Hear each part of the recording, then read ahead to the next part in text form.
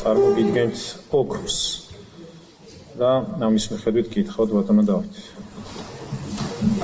გამოსაკუთრებით პირის ზვიაცეცხლაძე დაუკიდეში.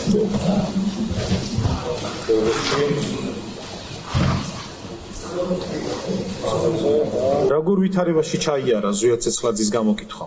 შვიდ ვითარებაში ჩაიარა ზოგადად ყველა გამოკითხვამ. ანუ ზვიაცეცხლაძის მხრიდან რაიმე ესეთი შეუქმებელი ნახეთ აი გააგიხსნით კონკრეტული პირები ვიზეც კითხვას მისვამ. რადგან ვერ იხსენებდა ფაქტია რომ ვერ გაიხსენეთ ოქმის მოტანა დამჭირდა და მე უკვე როდესაც თქვენი ხელმოწერა ნახეთ მე დამიდასტურეთ. მისი გამოკითხვის დროს რაიმე უჩვეულო რომ გამოკვეთილიყო მისი მხრიდან არაადეკვატური ქცევა, აგრესია, დაძაბულობა ოქში მოიქნებოდა აუცილებლად დაგამახსოვრდებოდა და რადგან არ გაქვთ მითითებული ოქში და რადგან არც გახსოვთ შესაბამისად ჩავთვალოთ რომ შვიდ ვითარებაში მოხდა ზვიაცეცხლაძის გამოკითხვა. რაიმე დამამახსოვრებელი ქმედება ზვიაცეცხლაძეს და ზოგადად არც ერთ ჩემს დასაკითხებს არ განახორციელებიათ. ვიდეოში ირაკლი მემინაშვილის სახე ნათლად ჩანს. სანამ ამ ვიდეოს დაათვალიერებდი, თქვენ რა ინფორმაცია გქონდათ ირაკლი მემინაშვილის ფიზიკურ მონაცემებზე?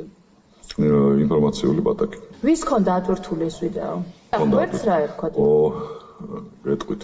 ომი და ომი თუ რაღაცა იმის. რატო არ არის დაფიქსირებული დათვალიერების ოქში? იქნება აუცილებლად აი ხო ვკითხულობ, განახებთ.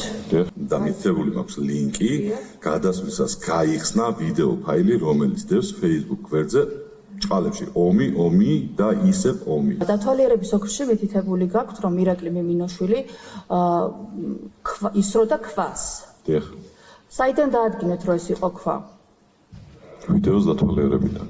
ანუ თქვენ რა იცით რომ იყო ქვა, თქვენ ნახეთ რომ თვალსაჩინოდ ჩანს ძალიან ისეთი მკაფიო კადრი იყო, ახლო კადრი, საიდანაც ქვას გავდა. არა ქვა იყო. დაზუსტებთ როგორ შეგეძლოთ რომ იყო ქვა, ანუ მაგის თქმა მინდა რომ ობიექტური პირისთვის ობიექტური პირი გონიათ, ანუ საკუთარი პოზიციიდან გამომდინარე ობიექტურად შეფასების უფლება გააქვთ? მოწმე ვარ და მე ობიექტურად და ყოველთვის ვაწარმოებ, ნახეთ ობიექტური პირი ვარ, ვინაიდან მე გამოძიებას ვაწარმოებ ობიექტურად და ობიექტური პირი ვარ მეც და გეუბნებით რომ არ იყო ქვა, მაშინ როგორ გავიგო?